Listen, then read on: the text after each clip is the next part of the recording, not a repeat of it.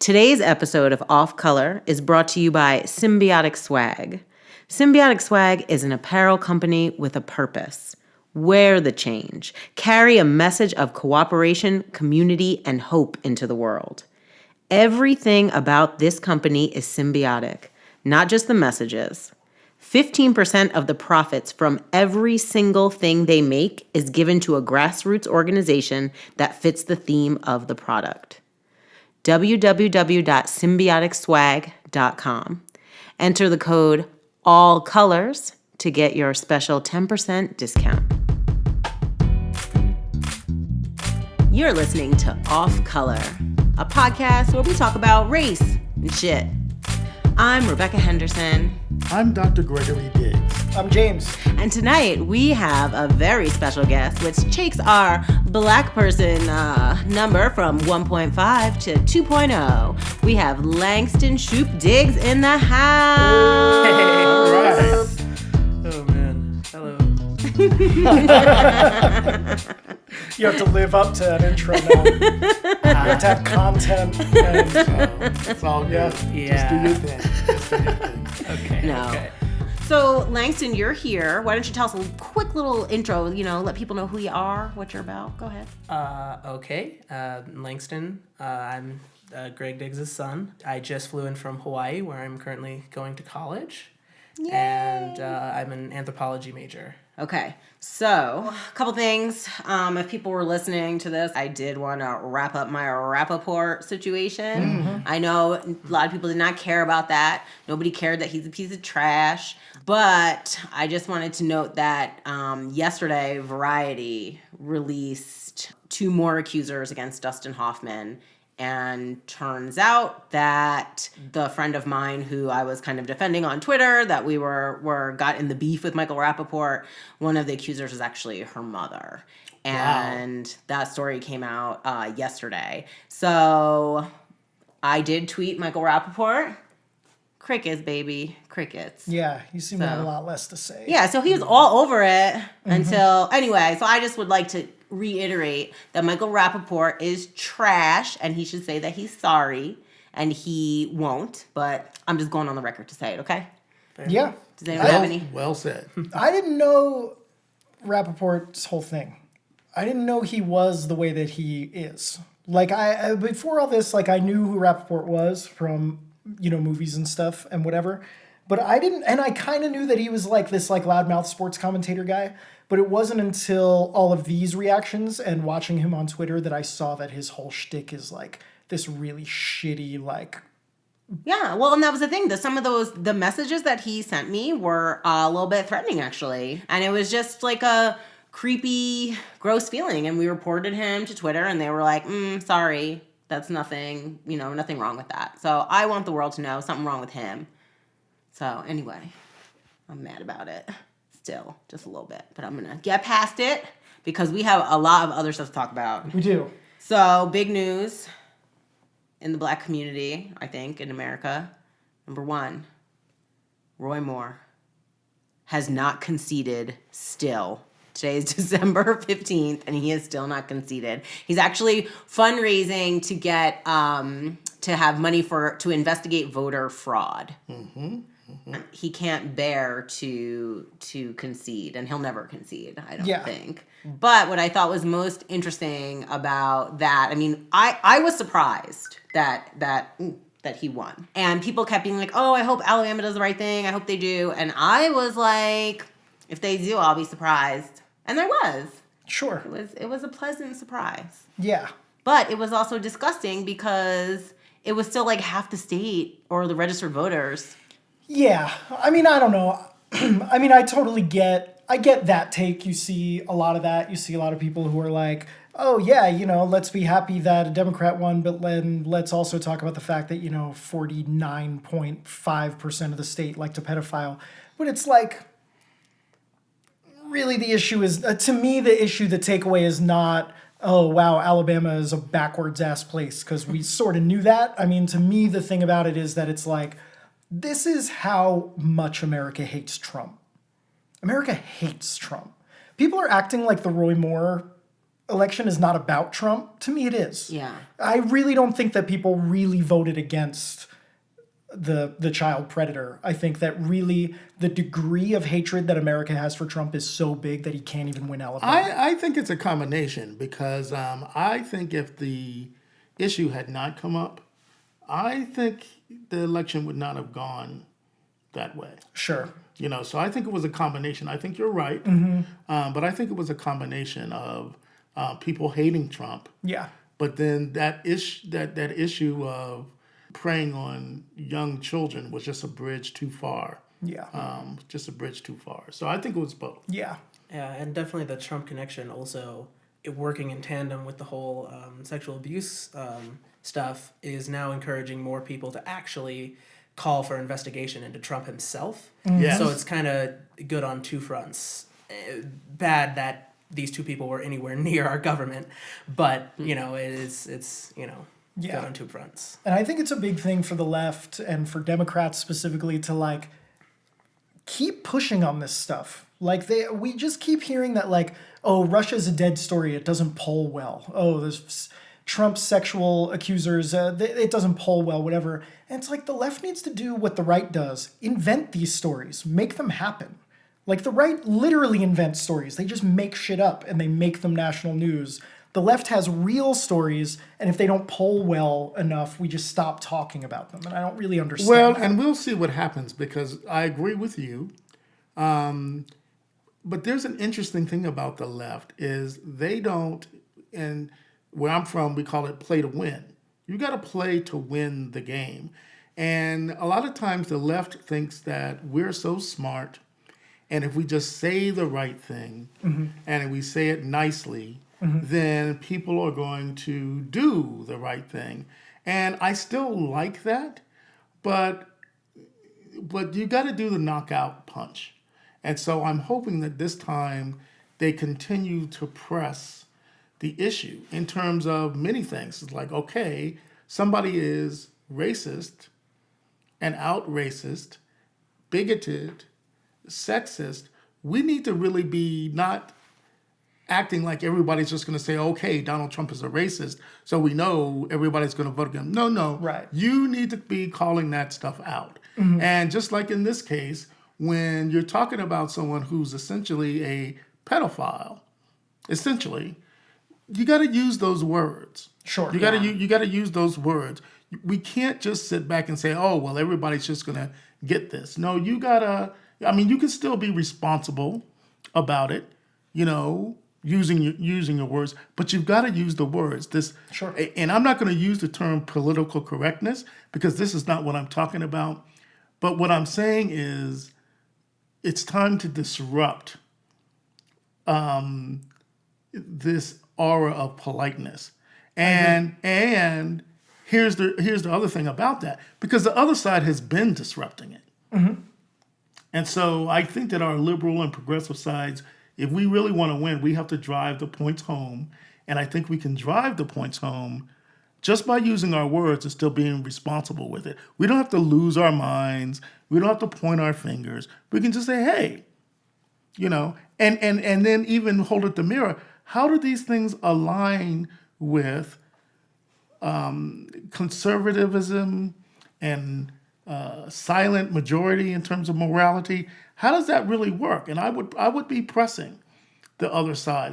These are the things we understand. People are already pressing like that, and I feel like they're oh, this is the party that is supposed to be the moral party, and then you're still backing XYZ, and I feel like people are saying that, and they're I think they are kind of saying it. I don't think they're really saying. And here's what I mean.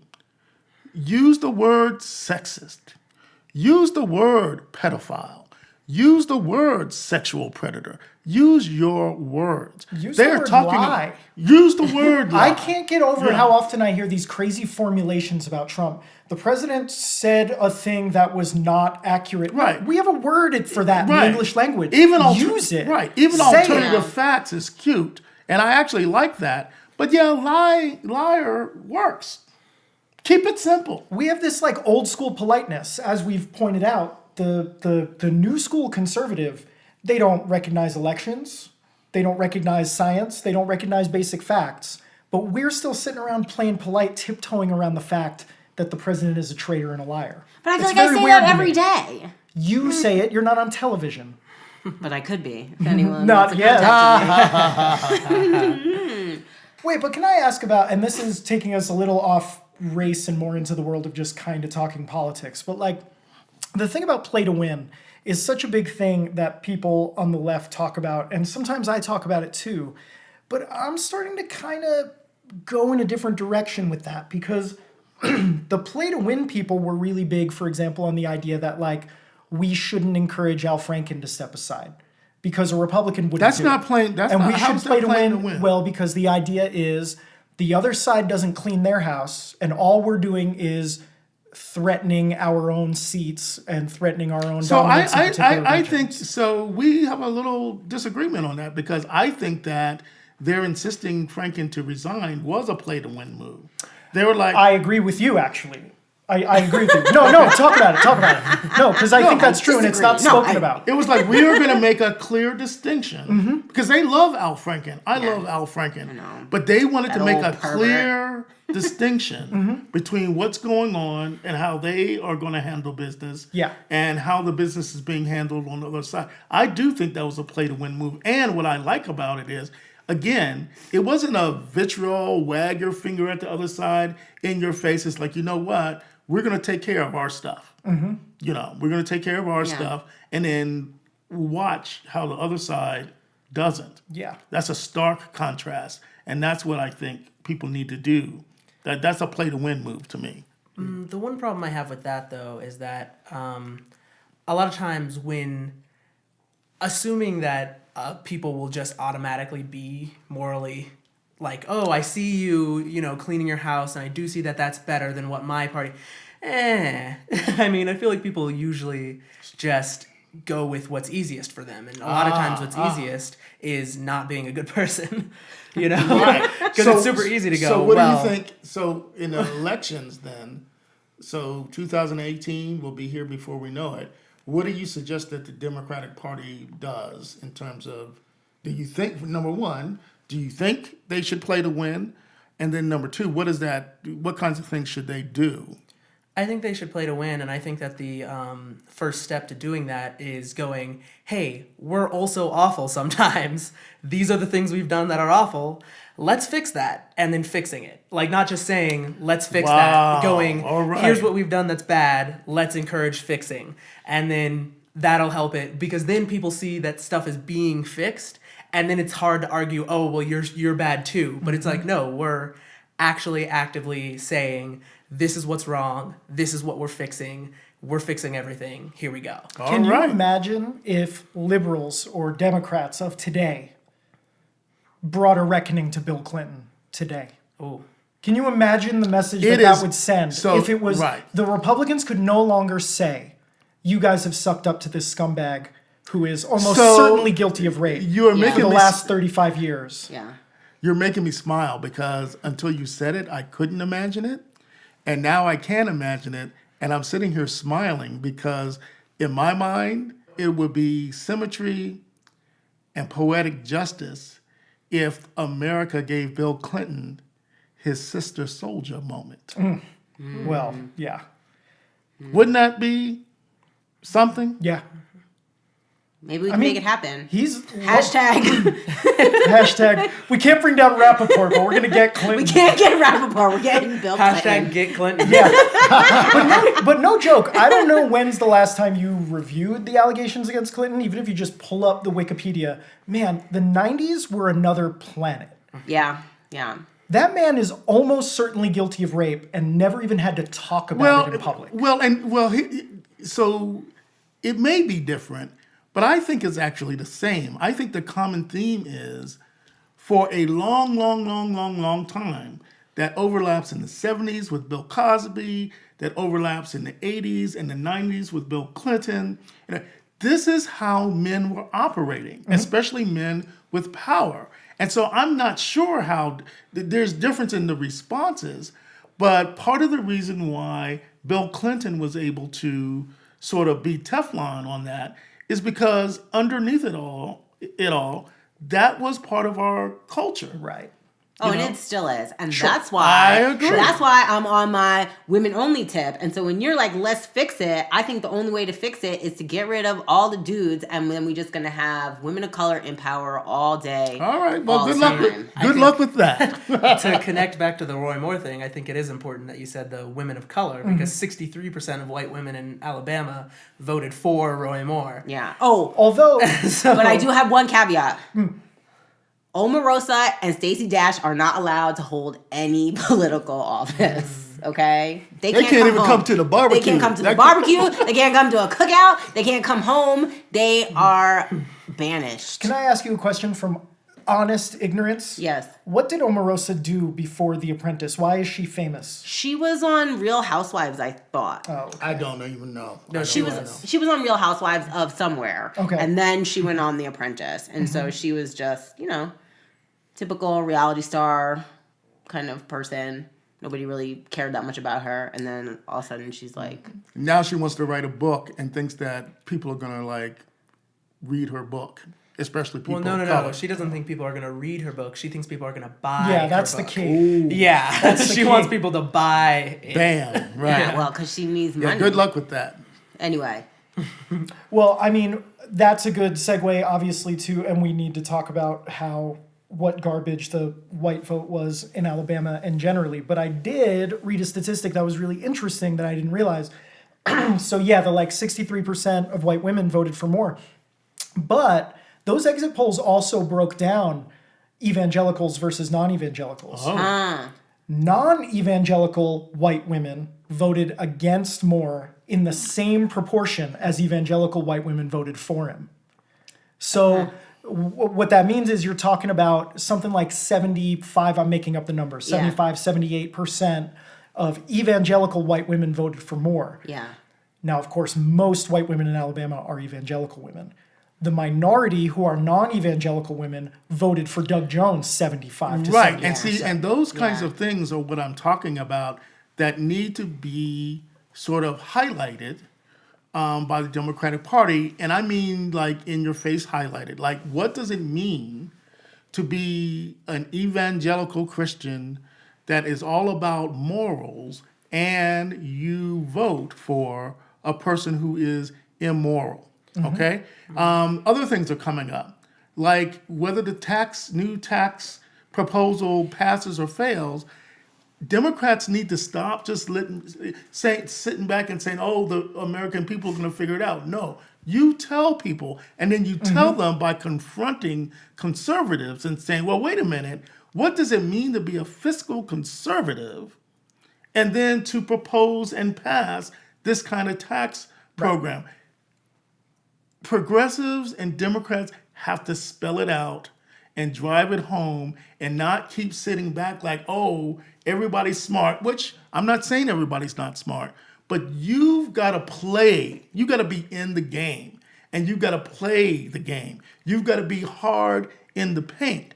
And the problem with liberals and progressives has been that we're so smart and we think if we just do the right thing, that's enough for everyone to get it. No, Well, we think it's common sense. Yeah, but right. Right, which And is it's not. clearly. Right. Or it is, and there's just no common sense to go around. But either way, you need to tell people what you're talking about. Yeah. The phrase that I heard is Democrats chase polls, Republicans change polls. And I think that's absolutely accurate. I just see the right wing change reality on a daily basis. And they've been doing that for 30 years, where that's what the whole soundbite thing was all about, that you could say something, and if you said it often enough, then it's like a tape in people's head, and people just believe it just because. women are in power. Women are in There power. you Women go. are in power.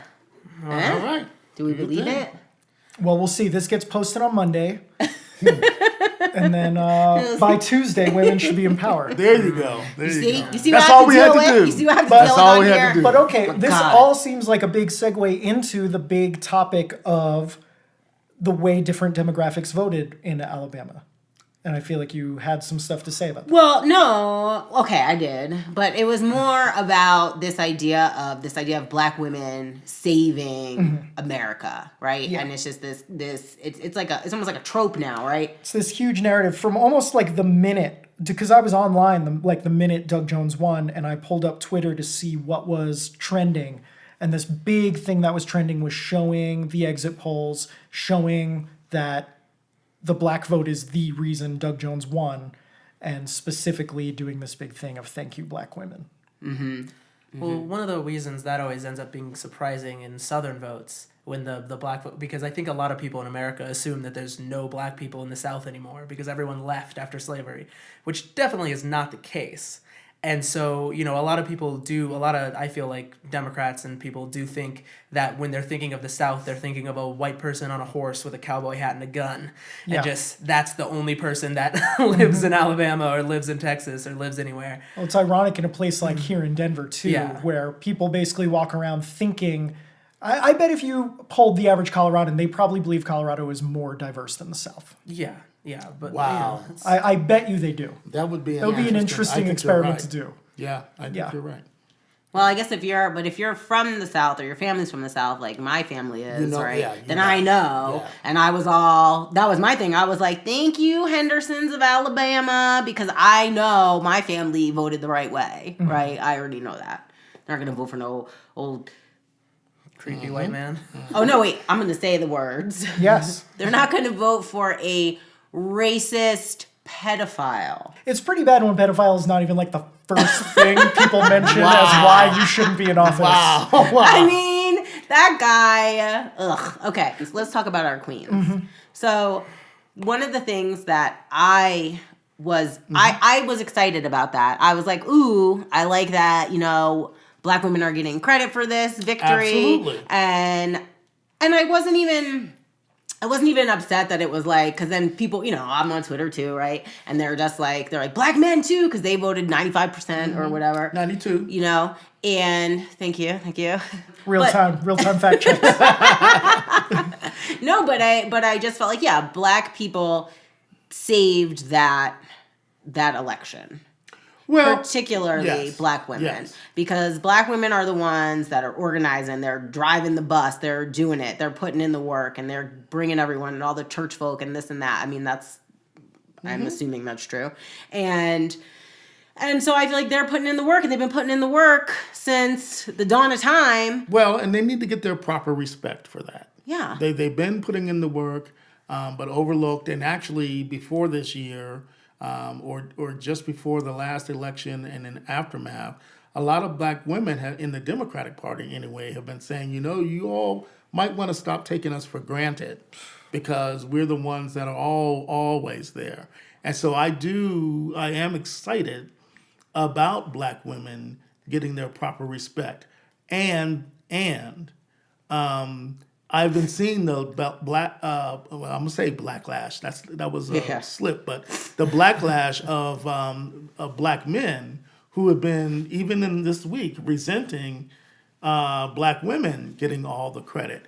And then there are other people in the news, the mainstream media, are saying, "But wait a minute, it was a coalition of white women too." I think one of the things that we need to be able to do is to give everybody credit. And that doesn't mean to say I think we should be emphasizing Black women, okay? And Langston's sighing over here. All right. Rolling his eyes at daddy. Well, the problem with that is that, everyone used to mean men. Everyone used to mean Absolutely. white. Absolutely. And so when you say everyone now, usually that even sometimes still means, when you So say what- Black people are finally getting credit, a lot of times what you're actually saying is, here's this Black man who got credit for this. So what you're saying- Black people are dying in the street. A lot of times what you're saying is, here's these Black men who right, died right. recently. So And what you're so- saying is your dad just said, Black men matter. Yeah, basically. I mean, it's just... I got you, son. I It's got just, you. in a lot of ways, the And white emphasis- women matter, right? all votes matter. Yeah. It's just a lot of ways the emphasis that is put on a specific group being there is because of the emphasis hasn't ever been there before. Because black women, 98% of black women voted, 92% of black men voted. So even if we're trying to give credit where credit is due, black women still did more in any... Well put. All You know, damn day. Dr. Diggs stands corrected. But I don't like. My thing is that I don't like from the. Before you go on a white Yeah, rant, I yeah. just wanted to share Oh, damn. my favorite tweet. It's white. that I That's our saw. new segment, white noise. That's a good one. No, and it was this. I don't know who this is. Demi Adejujigabe. Oh, you don't know him? You should be following him. He's like the funniest dude on Twitter. So I didn't know, but this is my favorite tweet, and it's like, Twitter, black women, they did that, yes! Black women. We just like to say, Twitter, y'all need to support black women more, let them speak who run the world. Black women, you can support us by Twitter, black women. And it like just hit the nail on the head so hard for me, along with 61,000 other people. Clearly, it's like a feeling, right? Yeah. So that was part of my frustration and excitement, and all of it kind of rolled into one, because like, yeah, I'm feeling really good, but then I'm also feeling like, oh my God, like, and then all these white ladies wanted to like pat themselves on the back. Right. And it just brings me back to all the things I'm mad about every day. Yeah. Well, I think we all agree that, black women need to get their respect, and it's past due, and we need to be doing that. And they came through yet again. Yeah.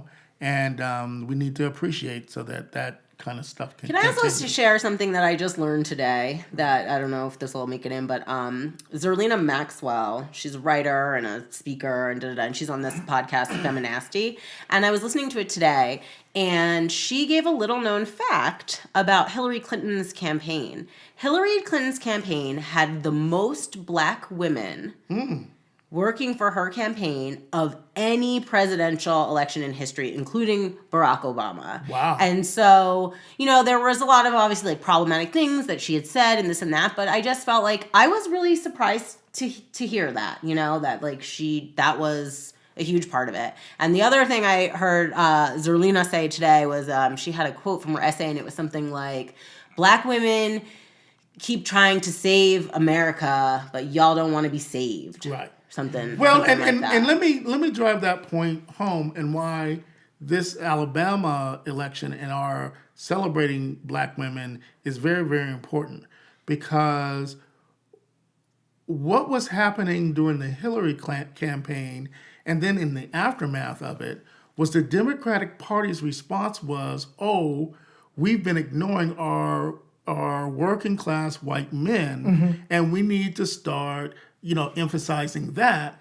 And those kinds of talks and efforts were coming at the expense of African Americans and Latinos and African American women. And African American women, as I recall, were like, you know what?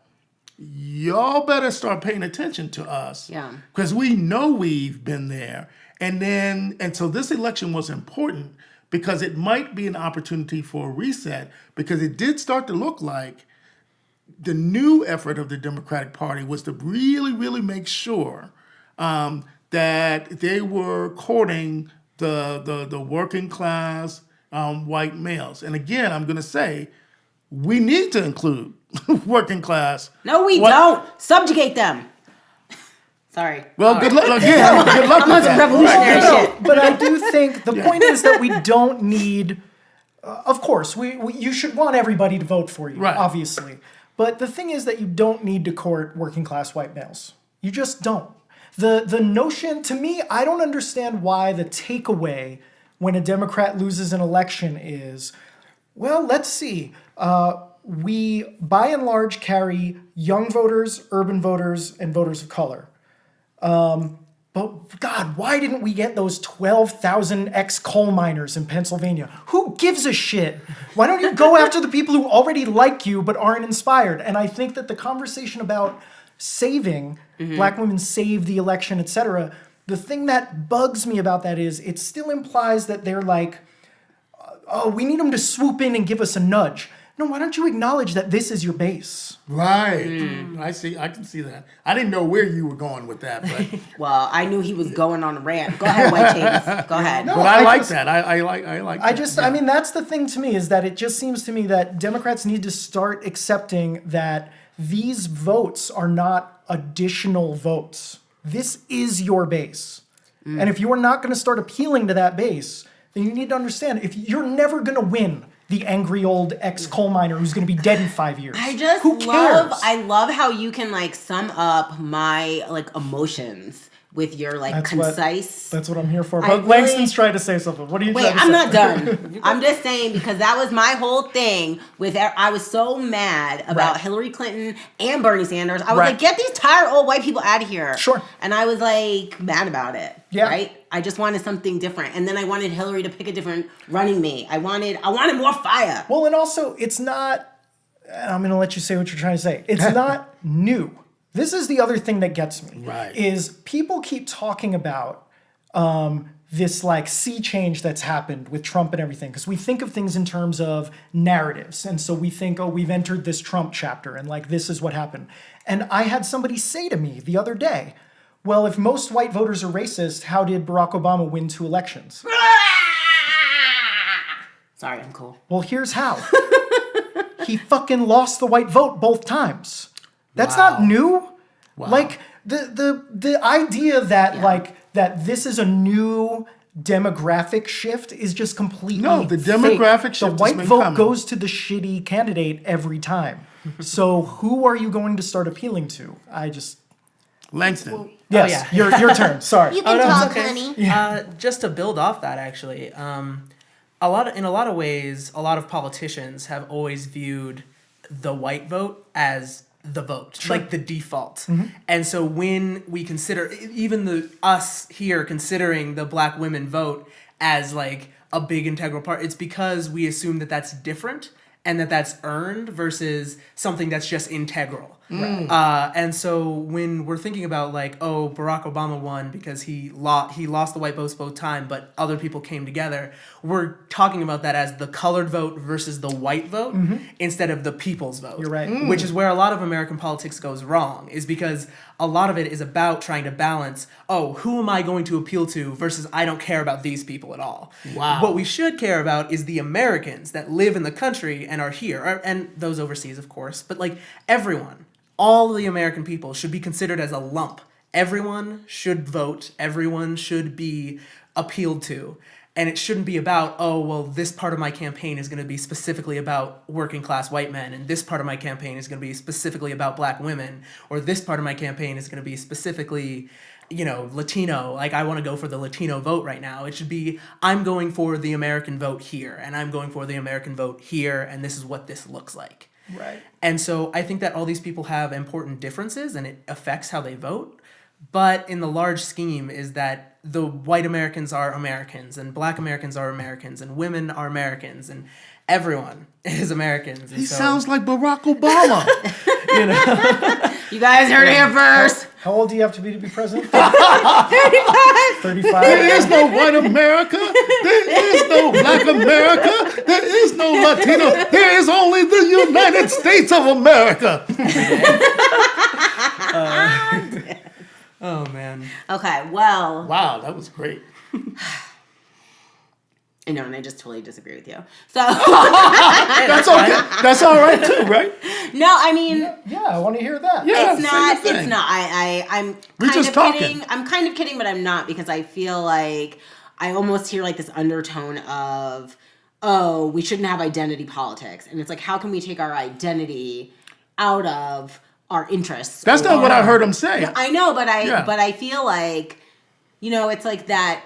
It's just it's like a certain rhetoric that I will hear from people of color too, who will just be like, oh, race People are shouldn't people. matter anymore, and people are people. But he you said know? it did matter, right? No, It's a tactic, and it's what a lot of people use to say, like, that's the problem I have with the idea of colorblind, is it's saying, on one hand it's saying, oh, we're all people, but really underlying it is saying, oh, well, I don't want to respect the differences, I want to get rid of them. and Yeah. push them to the closet and Yeah. lock the closet and just be like, everything's fine, while the closet is bursting slowly, Right. slowly, and slowly. Right. And So I guess it is a rhetoric thing. How would you? I want you to. You'll now design a Democratic Party platform in 2 minutes here. No, but how would like knowing what you know about that, about how identity plays in? How do you see appealing to Americans as a group? Well, the first thing to realize, I think, is that our society is largely influenced by most people. Like, you know, if you think about the way we talk, it's a direct influence of black women on the internet. The way we talk modernly is only a black women thing, basically, is because we bring up, or, you know, black women, like, we use a lot of phrases that are coined by black women. Anyone who has ever Yes, said... queen! Exactly. Anyone who's ever said that, or anyone who's ever said, you know... Well, there's that T-shirt that says "White women imitating gay men imitating black women." Yeah, That's like That's pretty accurate. Oh, Yeah. for sure. And so, like, our entire culture is based on diversity, and it never hasn't been. Like, that's been the drive for the American people the whole time. Like, even back in Revolutionary era, one of the biggest things was that we were so different and we were so compounded from all different places that Britain couldn't have any sway over us because we weren't them. Right. And they were over there on their island chilling while we're here, being here. And so that's something that we don't think about most of the time, is we think about, you know, here's these specific groups that are here, but it's not how these specific groups interact with each other to make here happen. And here's what's always been happening. And so, like, you know, to take it back from the you know, we're all Americans view, is that we're all different, and that's what being American is. Whoa! It's not being, you know, a thing. It's that, you know, I'm black, but I'm also this, but I'm also this, but I'm also this. And that's what makes me me, and that's what makes my friend group them, and that's what makes everyone. And so appealing to the black voters is not possible, because the black voters are the people who like rap and the people who like rock. You know, Right. The black voters are the people who are talking white and, you know, saying yo all the time. You know, that it's not ever possible to appeal to a voter group, and so all this trying has just created less and less votes. No, you're facking, not cracking. I get it. I that get it. leads a little bit toward a my viewer question that we had, though, doesn't it? Yeah. So a viewer. A viewer, a listener, of someone a just teeny staring at their phone. Imagining. When's this picture gonna move? No. So we do have a Facebook page. It's the Off Color Podcast. And I asked today if anyone had any questions. And one of the questions that we got was from Gabrielle. Hey, Gabrielle. Okay. So Gabrielle's question is, can we ever truly get to a point where race won't be a discussion? Well, what is National Geographic did a thing? It was like 2200 or something, where basically, because of all the mixing and the fact that we're not so far away from each other all the time, is we're going to end up at a one skin tone, one eye color, one hair color, one That style of seems stuff. soon. 2200. Well, apparently it's just because we move so much and everyone's mixing, and there's more and more mixed race people every day, and there's We doing it, Langston. Yep. But so, like, eventually we all just are going to look the same until aliens are introduced, and that's going to be a whole nother thing. But eventually, maybe, is the idea, because then we're going to have a whole nationality thing, and it's going to be bigger. It's going to be a whole problem. It's that humans are good at labeling things. That's what we do. We find things, and we name them, and that's what we stick with. And so as long as there's different names for different things, we're always going to have a problem with something. You know? Right. We could all look the same, and we still have Judaism versus Muslim versus Christian versus Hindu, Yeah, or we so- have continents, or we have whatever. Yeah, so race might disappear sooner rather than later, but it's going to be after all our time. And it's not going to be because we're all just okay with it. You know, we're not going to just be all okay with differences eventually. It's that we're going to find new things to hate each other for. People will be saying, well, I'm historically white. Yeah, or like, you know, I come from, I'm purebred. You know? Yeah. Well, and then that was one of the things, though. Then I saw that question, and then just right before you guys came over, I saw that the Trump administration told the CDC, Center for Disease Control, like the words that they can't use that are like for in any of their publications, and some of those words were fetus, transgender, diversity, entitlements, science-based, Really? and I think research-based, maybe. I'd have to check that one. But the one, they all leapt out at me. I was like, oh my God, the end is nigh. It's 1984, whatever. So that stuff, but I was like, diversity was one of the words that we're not allowed to use anymore. What a bunch of PC snowflakes. They're really scared See, of isn't words. that ironic? Right. Wow. Isn't that ironic? Boy, you can't say anything anymore. Oh man. Oh, dang. Well, not to sound like a college student, but in my anthropology class I was taking this semester, our last 4 weeks were about like race and society. And one of the things I like to bring up when conversations like this come about is that like language is so complicated that like, you know, what they're trying to ban will never be banned Right. because there are ways of talking that make the word fetus come into view without saying it. Unborn child, you know, that's like a bam. You already know other words for that because that's the way we kind of connect throughout things. So you can't really ever avoid talking about something while talking about something in the periphery because it'll automatically connect. Yeah, but when you say that, though, it's like then this idea of unborn child is a different connotation than fetus. That's true. That's true. And that's the controlling of connotation and language is very, in my view, fascist and awful because it's basically saying, you know, freedom of speech is definitely a thing, but not for you people in this context. Yeah. So don't ever say that here because it's not going to fly.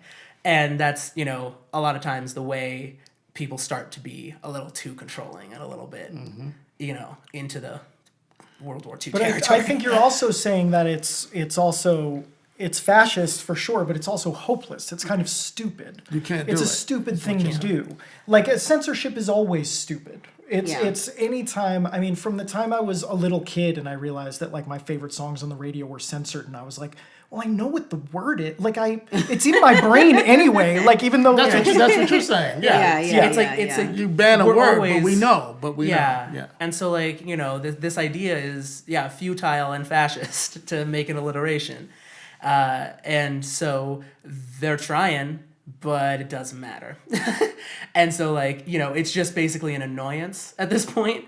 It's like they're really trying to make stuff not things, but like especially with like science and just things that are true about the world, they don't go away just because you don't say science-based anymore. It's still a true thing. Like gravity is science-based, but that it's not saying science-based doesn't make gravity not It's real. like an infant holding their hands over their eyes and saying, "You can't see me. You can't see me." I can't see you. It's like it's not based in reality. Well, and it's really cementing the division between, Trump and his administration and his whole government now exists in a world completely separate from the entire intellectual culture of America. Absolutely. And it's only further cementing that. If you're a scientist, you're going to go work for the CDC? Why? Why would you do it? If you're a halfway intelligent person who gives a shit about anything, are you going to go work for Donald Trump, or are you going to go find something else to do with yourself? Well, you're going to go work for him, then you're going to get fired. Well, exactly. Omarosa. Bye, Felicia. Oh, for sure. And it's kind of like the question of like, at a certain point, there's this idea that what's it called? I guess like the institution, freedom versus institution, where like, you know, I would say that SpaceX is freedom and NASA is institution at this point. They're both exploring the same thing and oftentimes together, but because NASA is the government now, it installs policies and it says this is the truth and it's now the institution. And so the CDC is the same way. And a lot of like, you know, government institutions are starting to be the same way under a poorly led government. So when people are like, you know, college age, and this is why most protests are led by young people, is because people are the freedom, but then those young people that were protesting in the 70s eventually become the institution. And so then the new young people have to come and get the institution out, and then the new young people have to come and get the institution out, but it always becomes the institution, which is hard. See, I like this episode. This episode's very discursive. We're going down weird avenues. But I push back a little bit on, so Julian Assange made a deeply stupid tweet today or yesterday that said, Bitcoin is the real Occupy Wall Street. And which I just found really funny. I just thought that was like, I had a response to it that I just thought, like, that's really fun. We can just do that all day. We could just be like, oranges are the real San Francisco. Like, let's just say random shit. Like, but the mentality there, I'm very skeptical of the institution versus freedom, because like, to me, SpaceX, like, I get that analogy, but SpaceX is also like the vanity project of a billionaire. That dude's the institution. But something that SpaceX does that NASA doesn't do is it makes me wonder if I have to get a permit to launch something into space. Like, if I can afford... I get what you're saying. If I, like, invent, like, electromagnetic propulsion and I want to send something into the sky, do I have to get a permit to do that? Or can I just do it? Because, like, that's the difference between freedom and institution. Is, like, do I have to ask someone else to do this? Or do I get to do it? But so interesting, and we're getting so far outside the thesis of this podcast. But this is a big thing that I think about, and that I think is a big issue in our culture, which is you're not going to launch anything into space. You could, and I understand. Don't put limits on my boy that's here. the truth. That's true. I'm talking to a young man with his whole life ahead of him. But most of us are not going to launch it into space, and it's a little bit to me of a Joe the Plumber issue of like, what is society for? NASA used to accomplish things on behalf of all of us. Now NASA accomplishes nothing, and some billionaire gets to accomplish stuff and tell us that it's for us because maybe one day it'll be us. And it's like, I'm probably not going to be able to afford that permit or that rocket, and I'm never going to do it. NASA was the way I could have gone to the moon, but I'm not going to. So it's like, to me, it's like, But I guess what I'm trying to say is we've replaced the communal feeling of all of us living together under a government with the idea that maybe 1 in a billion of us will experience this fantasy of being a successful rich person. But maybe not, because what I'm getting from what Langston was saying is that there are these cycles, and part of the problem is when NASA was young, it was a certain way. Right. But once it becomes an institution, it becomes institutional, and it sort of squashes all of the kinds of ways it used to be.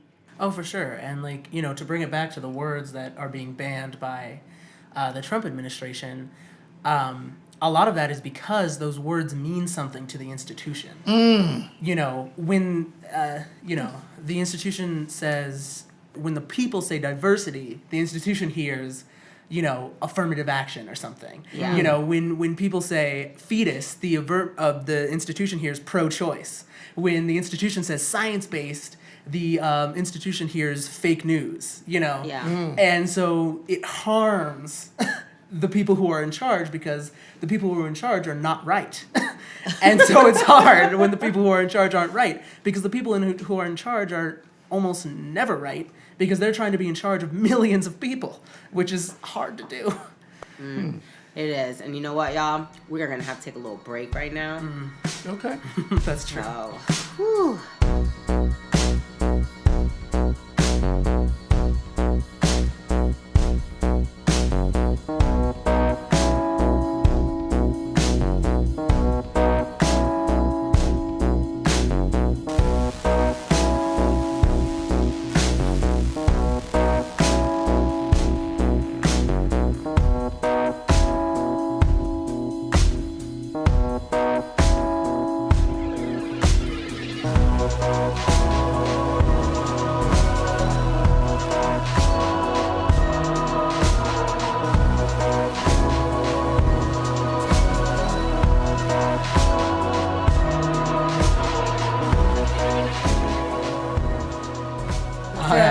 We had one other question from our listeners, and this one has come from Brooke, and there may need to be some explanation after I read this question, but I'm going to go ahead and read the whole thing if that's okay. Sure. So here's her question.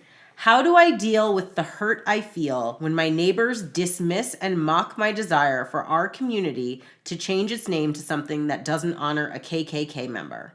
How do I not feel disappointed in the apathy of those who don't have to fear being the next to be targeted by the racists who live among us? I'm supposed to go to a holiday party tonight, and I just don't even want to see any of my neighbors, especially the ones who chimed in on a discussion about it on our neighborhood Facebook page. Every time I see any of them now, I wonder if they support me or snicker at me. It makes me feel sick and very sad. So this kind of takes something that's happening in our community here in Denver. We live in a neighborhood called Stapleton, and Stapleton is named after old mayor of Denver. I'm from New York. I didn't know anything about it. He was a member of the KKK. And when that is brought up, people always say, oh, it was all the people were in the KKK at the time. It's no big deal. And then he renounced it or something. Don't worry about it. He was a very prominent, high-ranked Klansman as well. As far as I understand, Yes. he was possibly even a wizard Yeah. of the KKK, which is the highest. At a time when Colorado was basically the capital of the Klan in America. So he was high-ranked in the biggest Klan state at its apex. Yeah.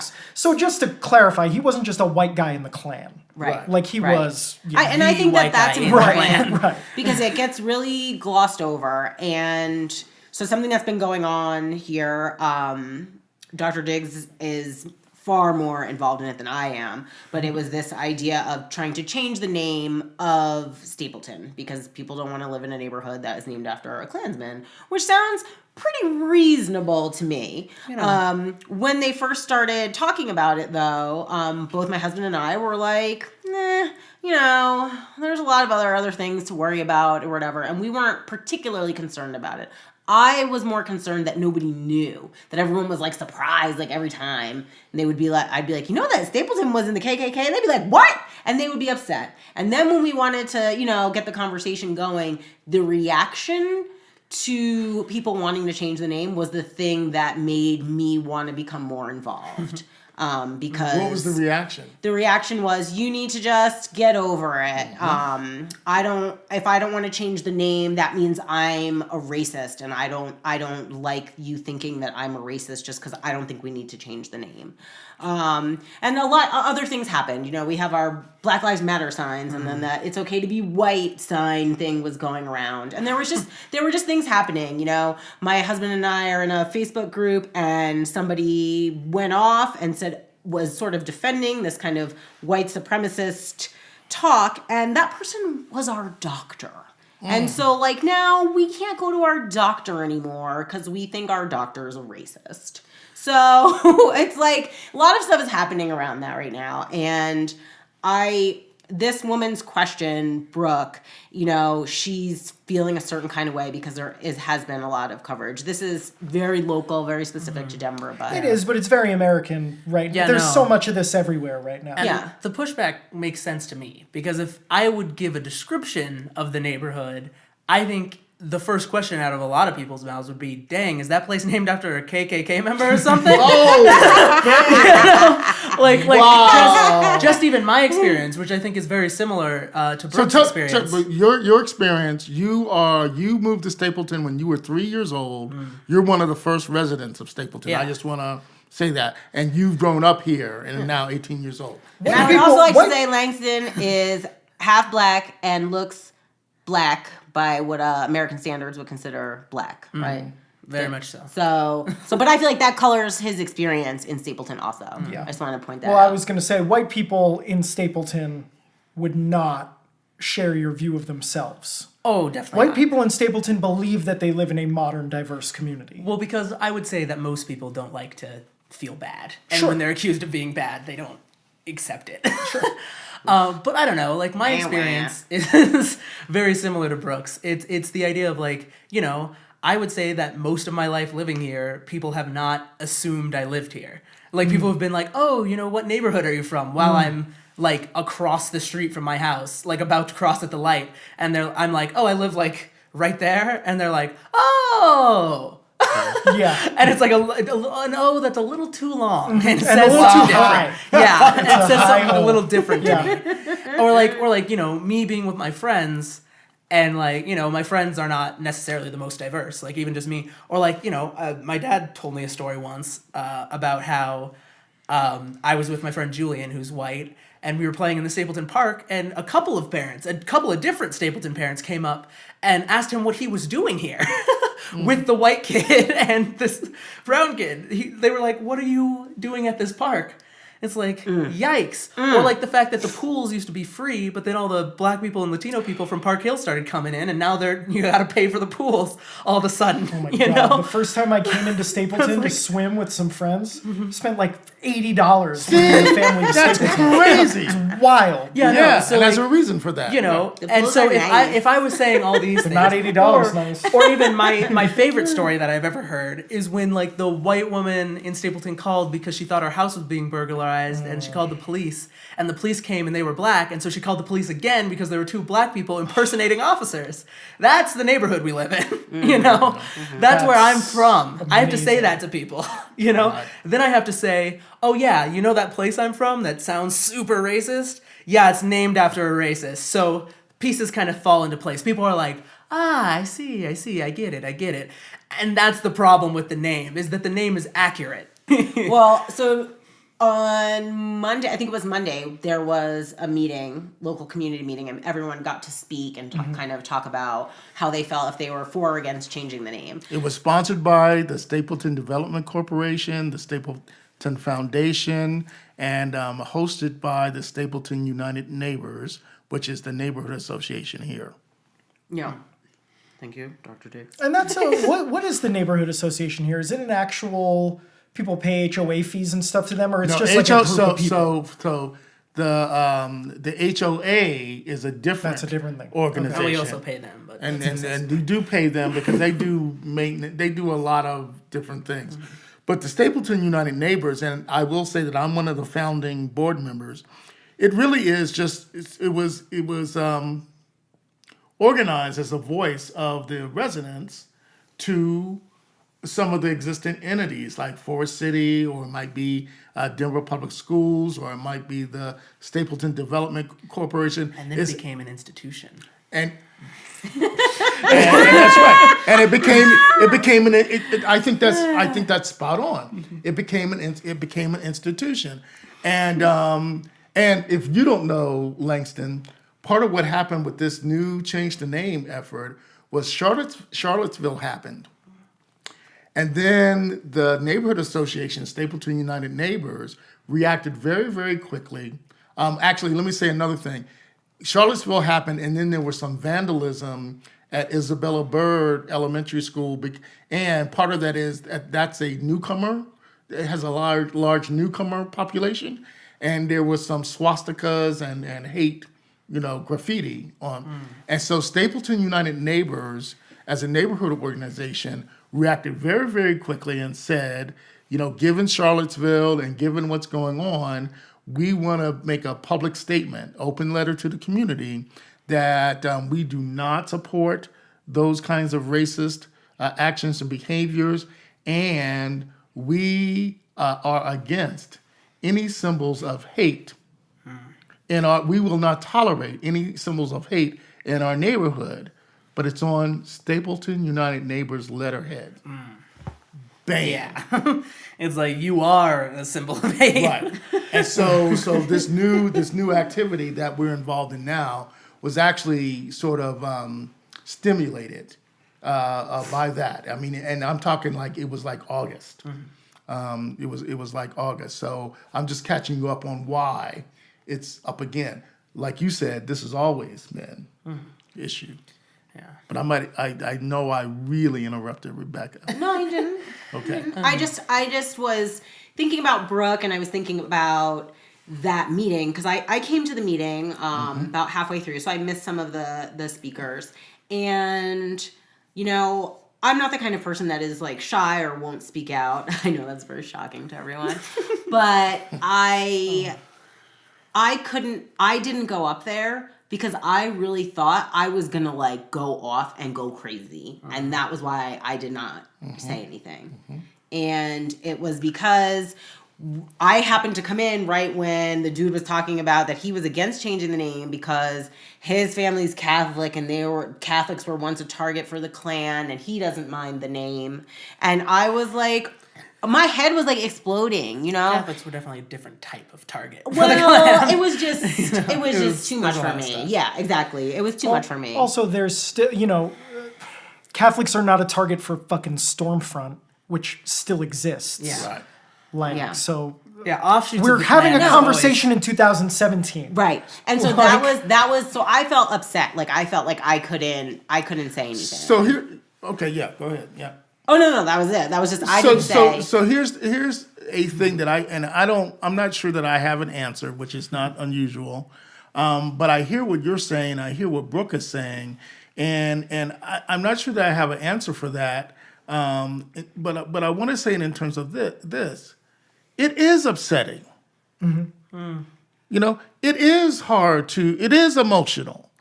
It is hard to figure out how you're supposed to function, quote unquote, normally in an abnormal situation where everybody's acting like it's normal. Yeah. Okay? And so one thing I'm gonna say is when you are so upset that you can't speak, and Brooke is so upset that she is go to the emotional party. and can't go to the party, I think part of our pathology is we start to act like something's wrong with us. Yeah, and I think that one of the biggest things in connection with that, just the upsetness that boils, is because, like, I hesitate to use this term because it's a term I use with my friends as a joke, but, a lot of times it's a lot easier to go into quote-unquote white person mode than it is to fight people. And, it's like... That's going to be a whole podcast. It's the theme of Dr. Diggs gets into this a lot. Yeah. Well, it's like, well, actually, sir, I am not Indian and am indeed African American. It's like you gotta do that instead of going, what are you talking about, you weird person? Why are you trying to discern my race from looking at me, you weirdo? Like, it's you want to do that, but then you're like the problem black person, and then that cements some stereotype in their mind that black people are mean, or like black women are rude and loud and stuff, and it cements this like idea in a lot of people's minds, which makes it hard to even talk about that with people who are not going to agree, because they immediately are going to invalidate for themselves. They're going to invalidate your opinion because you're just being an angry black person. Right. And now that's a problem, And that happens with a lot of people of color. It's like the problem. And so you got that really accurately.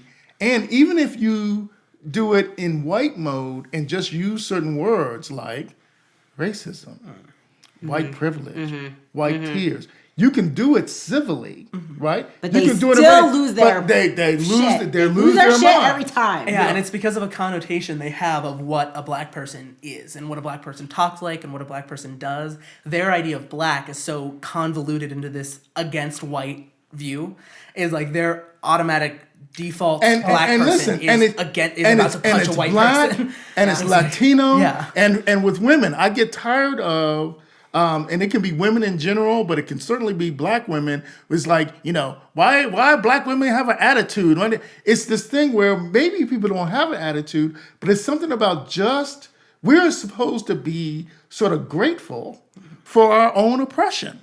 Yeah. We're supposed to be like, well, thank you, and we're supposed to still smile, and we're not supposed to use words because there's supposed to be some sort of agreement that we let y'all be here. Oh, for sure. Women, but as long as you don't disrupt anything by calling stuff out. And the truth is, and this is hard to it's a hard truth to take in, but if we wanted white people to be gone, they would be gone. We're faster, stronger, and we can just beat people up.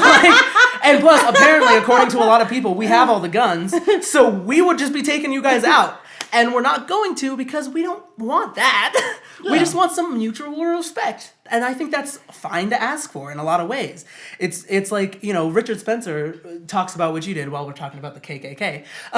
Richard Spencer, he loves to say that, like, black people are better off because they were brought here. Right. And because his view of Africa is still like the poor person in a mud hut, like Right. scraping together clean water from like something. Right. But no, it's like actual Africa is just like the rest of the world. There are some places in Africa that are poor, but really the only reason they're poor is because all their people were taken and they didn't have enough to like figure stuff out slowly. Yeah. And so like, those places aren't poor places because that's how blacks are. They're poor places because of colonization. Yeah, because of colonization. And so like Richard Spencer and Milo I don't know how to pronounce his last name. Yeah. I thought his name was Trash. All those people are really like last name nowadays. yeah. like they all think that we're better because we were influenced. Like they think that white things are inherently better. Mm-hmm. So white people giving them to the lowly people of color, they gave us civilization, and the lowly women was that's the basis of colonization from day one. Is that you're taking the noble savage and bringing him into a place where he can. Let's talk about this. How can we get rid of people though? Like if we really. Nah. I mean, the thing you guys. I got a few planned attacks if you want to go over a 7-point plan. Oh, dang. Dang. The only thing that is kind of like still like niggling at me though is You can't say niggling. Be careful there. I am half black. Shoot, I can. So you can only say niggle. I used to live in England, and people say that all the time. And I would always be like, "Oh, you can't say that." No. It's just this idea, though. Oh God, I'm like you right now. I'm like, I don't like what I'm about to say. It's okay. But it's like we change the name, but is it going to change how Brooke feels? You know what I mean? Matter of fact, so let's bring it home to that. Yeah. So the answer to that is no. Because there are continuing conversations that have to be had, and there is no solution to how Brooke feels because that upset is real. It's a real thing. That discomfort is real. It's a real thing. And we're supposed to be. Listen, when a big old wolf is like at you or a lion is running, you're supposed to be upset. What you talking about? Oh, I got to stay calm. No. You're trying to figure out, do I run? You're supposed to be upset. And I'm not saying that it's okay to be upset, but what I'm saying is that in reality, when you are mad, when you are upset, when you can't take it, those are the real natural feelings. And I get a little bit upset myself because we tend to beat ourselves up for being mad at our own oppression. Like somehow we're supposed to behave correctly. No, I say we're supposed to cry. Mm-hmm. We're supposed to shake. We're supposed to be scared. We die. and when I say we, a matter of fact, I'm gonna connect this to you, Rebecca, like this. And my son has not heard me say this. All right. In my age, when I get to be an adult, I'm like, you know what? Maybe I'll just die and stuff. But when I have kids, I do not want my kids to be hurt or to die. And so then I have a certain kind of skin in the game that makes me emotional. And it can be any kind of emotional. I might cry. I might be mad. I might tell a motherfucker, you know what? Because it hurts my feelings. I thought we were further ahead where my kids were not going to have to go through this. All right. Now my youngest is 18 and sitting at the table. Yours is 2. I know. That's emotional, and we cannot be apologetic for being mad and emotional about the harm that our kids and our people are subject to. I think to build on that even, that upsetness that Brooke feels and that I feel and that my dad feels, what that should do, in theory, is it should make the people who don't feel that, it should make them that upset. Mm-hmm. They should be able to feel not exactly but upset at our upsetness. And that hasn't always happened. But hopefully, I guess the theory is that with the change of the name, once the name is not a KKK member, I guess my hope is that people will see maybe 2 years from now. Probably it'll take a little time, but they'll go back to their Facebook post. They'll get a little Facebook memory, update, and the name will be changed and nothing will be different. And they'll go outside and be like, "Man, people were really upset about this. I should have been more upset. I should treat people better." And even if they were already treating people good, hopefully it should say to them, "I should treat people better." And it doesn't even have to be, it's all people. They should just think to themselves, "I should not be doing that." And even if they weren't doing it, even if they're not doing it now, hopefully by like podcasts like these and by, groups that we've talked about, they're thinking to themselves, no matter what, that they should be better towards people. Wow. Out of the mouth of babes. And I think I think what I love everything you said, and I think that's a theme. No matter what we're doing, we should always be working towards being better. That's right. So that's it, you guys. Be better. In 2018, I'm telling people, be better, do better. We're going to do that. Be better, do better. Do Hashtag better, be better, do better. And that's for everyone. And I would also like to say that Off Color will be taking a holiday hiatus because the next 2 weeks we have Christmas and New Year's. So we will be back probably about January 8th. But in the meantime, you can catch up. You can write us questions on offcolorpod.com or Off Color Pod on Twitter or our Off Color podcast page. Don't roll your eyes at me, White James. No, I'm thinking. What other James do we have? That's how white I am. Oh boy. Oh, man. All right, so happy holidays, happy Hanukkah, happy Christmas, happy Kwanzaa. Thanks, everyone. Wait. But for real, so people get it. Offcolorpod.com, offcolorpod on Twitter, offcolorpod on Facebook. No, it's Off Color podcast page. I maybe messed that up. All right, don't look us up on Facebook. No, do. Nobody under 60 is on Facebook anyway. And you can also find us on. That was mean because What about what is the YouTube? Oh, it's YouTube, Off Color Pod. Yes. YouTube. Okay. Anywhere you get podcasts, Podcasts, iTunes, Spotify, Stitcher, Spotify. We're on Spotify as of this Yay. week. Yeah. YouTube, etc. Wherever you get it. Yeah. And it's all free, so That's right. All free, always For free. now. Net neutrality over, motherfuckers. But we will. That's true. That's true. But if you want to donate to us, it helps us. We can buy better wine. That was a